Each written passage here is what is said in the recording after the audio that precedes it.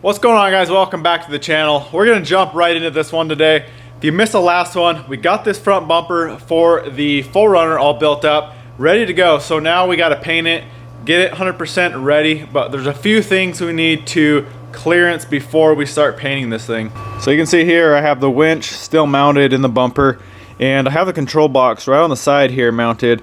But what I was showing you guys in the last video, I didn't realize when I built this whole gusset right here, it was kind of blocking the plug-in for the controller. So I kind of got it marked out. You can see a little line there. I'm just going to notch it out here so that we can plug the controller into it. And you can either come in through the front hole, or you should be able to reach up down through here, this area underneath the light, and there'll be a hole here so you can just reach straight up, plug it in. So that shouldn't be a big deal. So we got to cut that out, and then I got to grind all of the remaining mill scale off of the sides. Like I said, the front, the 3/16 doesn't have it. These sides are 1/8 inch, but they had the mill scale. So I want to get all that off before we paint it. So let's pull the winch out, get this thing on some sawhorses, trim out this, make sure we have clearance. I think I'm just going to leave that side. And if you guys are interested in the plans I'm making for this bumper, I'll probably just add this cutout to both sides of these gussets so that if you are going to run the box in the same spot as me, you don't have any issues with plugging it in. So just be aware of that. It's going to have cutouts for that in the plans. If you don't run the box here, you could just run the full gusset straight up, but that'll be in the plans if you want to check that out on avrcustoms.com. I'll have that link down below.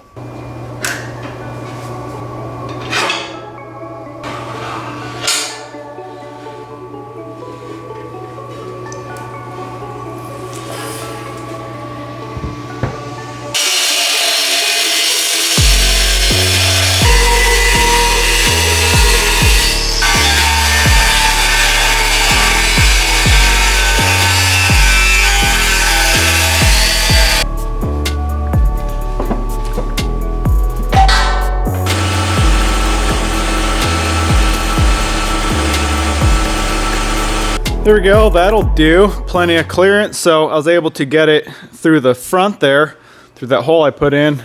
And another way, come up through the bottom right here, underneath, and kind of snake up in here and plug it in that way. So either way, should work fine.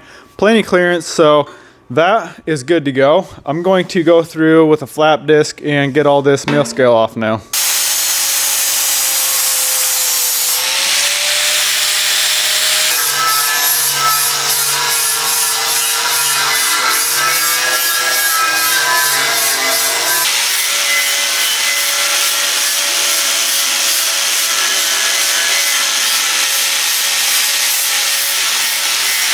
Alright guys, I started out with a brand new flap disc, and it worked really well for a little bit of the bumper, but as you can see, once it gets past a couple minutes of use, it just grabs into the metal and really doesn't sand off the actual scale. So I bought a few things. I just went to town and I got a couple things I'm going to try. So I got 36 grit Row-Lock disc.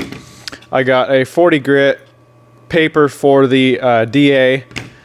I got another one of these just in case I need it. And then I got these polycarbide abrasive wheels. So these are for removing paint, rust, that kind of stuff. But I've seen people use these.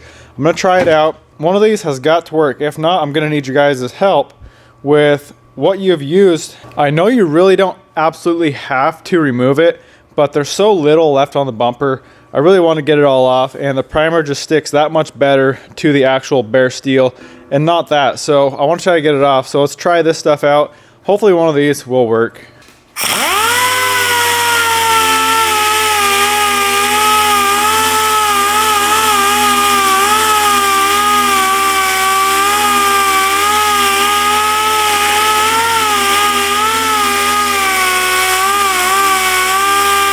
Well, the 40 grit on the DA actually takes it down pretty good and smooths it out. When you use that actual grinder, it kind of puts divots in lines in it because it actually grinds the base metal. So that smooths it out pretty good. I got the bottom done here too. But I want to try out this little other wheel I bought. So we're going to try that right here. We'll see how that does.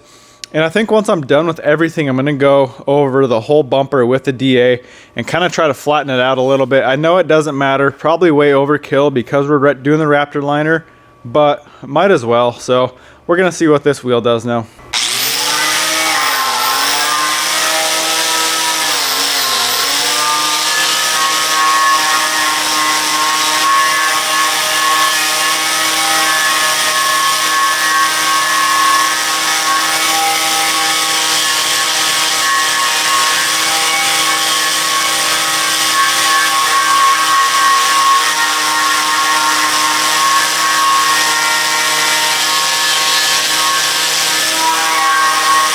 Well, that wheel worked a lot better, a lot faster, and it doesn't actually grind into the metal and put big grooves in it. So I think I'm gonna go over everything with that. And then, like I said, just a quick DA, make sure everything's somewhat flat, and then we can wash this thing up, get it ready for primer.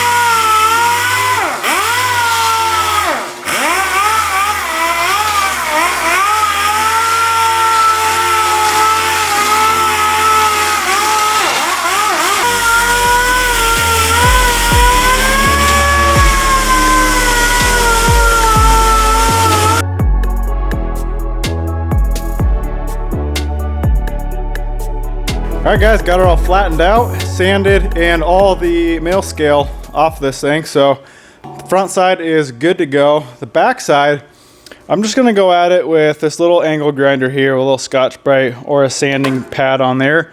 Just go through and scuff up the back as best I can. And then we're gonna degrease it, wash it up, clean it, let it dry, and then we can get some epoxy primer on it.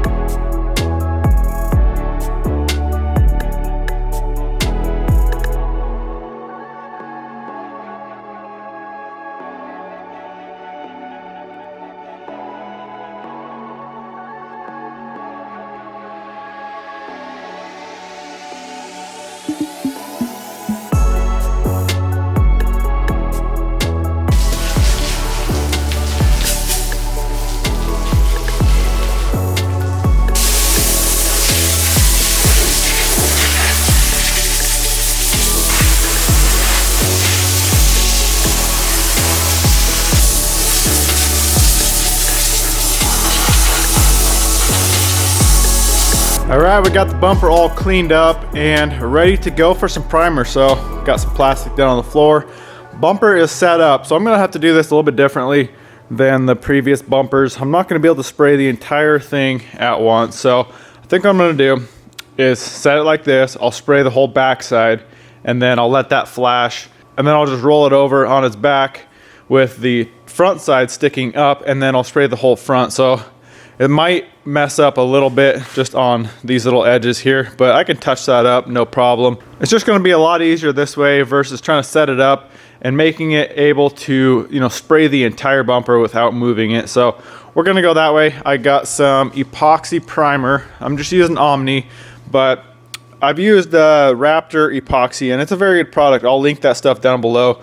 I just got this at a local paint shop, but you can get the Raptor on Amazon for a very good price. So I'll have that link down below. And then we got the regular black Raptor liner. So this is one bottle. One bottle is plenty enough to do a hill bumper. So what we got to get done first is wipe this thing down with wax and grease remover, get it all cleaned up, and then we will shoot the primer on it. The epoxy primer is very nice because it flashes off and dries up pretty quick. You could think you can top coat it within an hour. And then if you have to wait, you can top coat the epoxy within 72 hours without any sanding at all. So very nice for that aspect. And it is very, very strong. It's got a really good chemical adhesion to bare steel. So that's what we're doing. Let's get this thing ready to go and get some primer on it.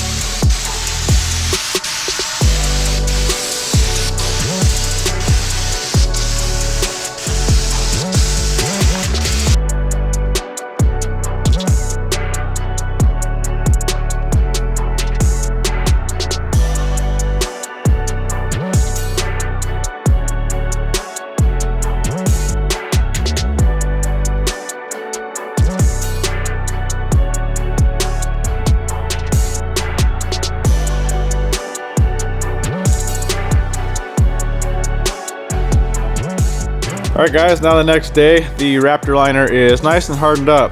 So really happy how this thing turned out. I kind of underestimated how much material it take. Both my other bumpers, I used one bottle, and this one I almost got done with one bottle, but I couldn't finish the bottom here. So I ended up getting out another bottle and just kind of hosed it on, did 2 coats. But I think this bumper just took a lot more because I was really trying to get it on everywhere on the backside. There's so many little areas, little nooks and crannies to get in, and it just ended up taking more material. So not a big deal. Just don't underestimate how much material it takes. So if I were to do it again, definitely have 2 bottles on hand, but really happy with how this thing turned out. So we got to get this thing on. So we got to get the lights in, we got to wire in the harness. I ended up putting holes here for a license plate. I don't think Morgan's going to want to run the winch on it right now.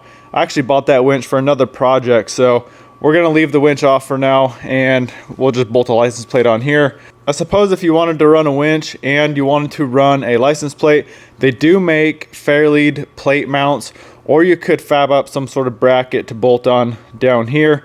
So really not that hard to mount a plate. I just wanted it up here for her because she was a little worried about not running a plate. So we got the plate there. So let's get these lights in. We'll get the harness wired in on the truck, and then we'll throw the bumper on and see how it looks when it's all done on the truck.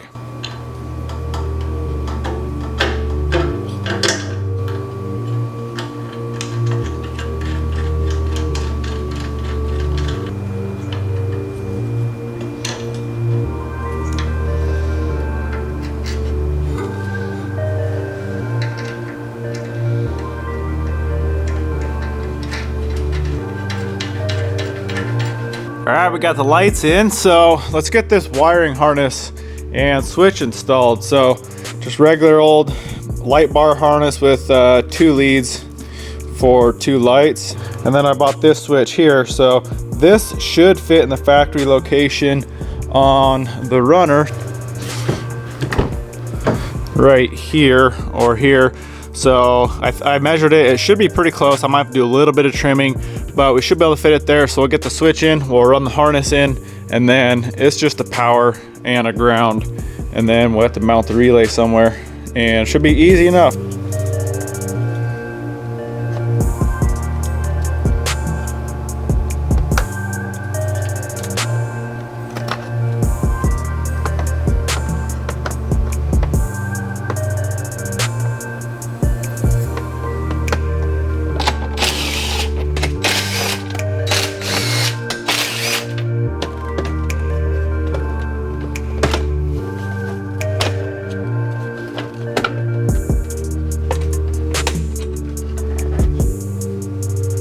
All right, so this switch is a little bit wider than this opening. You can see it's kind of cut out, and then there's this little ledge around, and it's a little bit wider than that. So I'm just gonna take a file and just file down that edge, and it should fit no problem once that's filed down and clearanced.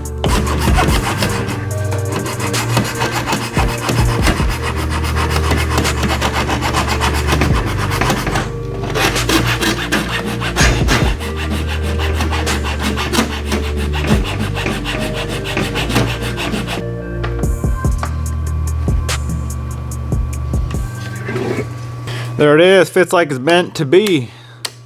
One other thing you gotta do real quick is swap out these ends on the harness to a bigger end. These are wider. You can see this switch has the little short mini pins. So we gotta swap these out. I'm just gonna wrap some heat shrink around it. We'll heat shrink it so they're not, you know, the contacts aren't exposed at all. So let's get that swapped out.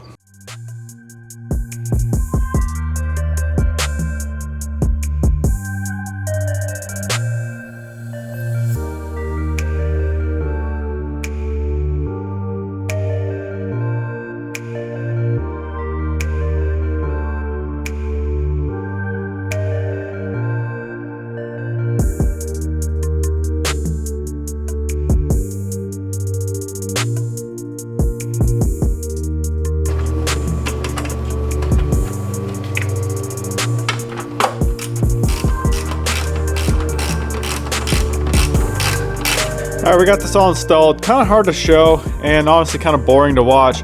Anyways, I mounted the relay here. I looped the ground around and just bolted the ground onto the mounting point here. I extended the power wire up to the battery. I got the wire running here for the switch. This is all hooked up, so now I just got to put this panel back on. We'll throw the bumper on and see how everything works.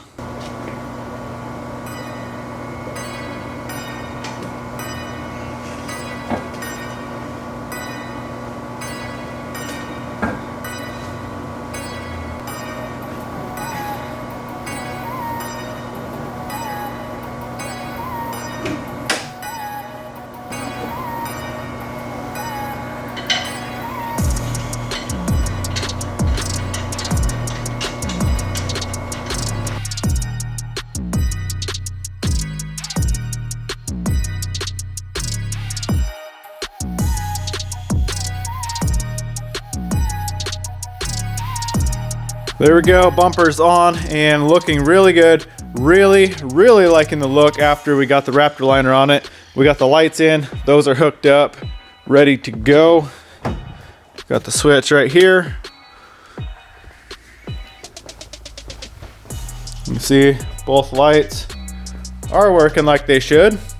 So like I said, really happy with how it turned out. The Raptor liner turned out really good. Very happy with the finish. It's crazy to see this whole bumper done. So when you're building these things, it's just a kind of a shot in the dark. Even when the bumper is completely welded up and on the truck but not painted, it still looks funny with, you know, being a different color. It just looks off, doesn't look right. But now with the paint on it, it really flows together good. I think once we get a lift and wheels and tires on it, it's really going to complete the package and just make it look that much better. It always looks funny with stock wheels and tires with a bigger bumper. So I think a nice set of mud tires is really going to set off this front end. Like I said in the last video, I got all these templates all done up for this bumper. So if you like the design, if you like the bumper and want to build one, I've just saved you guys a boatload of time building one. So these templates are up to scale, up to size. So you basically just cut them out of the paper, place it on your steel, trace it onto the steel, and then cut it out. And every little piece of this bumper is included in the templates. Every gusset, the hooks, the whole light pod mount system, everything is included in the templates. It's gonna save you guys so much time building a bumper. So if you're interested, head over to avrcustoms.com. I'll have that linked down below, along with everything else I use for this bumper. There's links for everything down in the description, so go check that out. I really hope you guys enjoyed the video. Go smash that thumbs up button, comment, subscribe. We'll see you in the next one.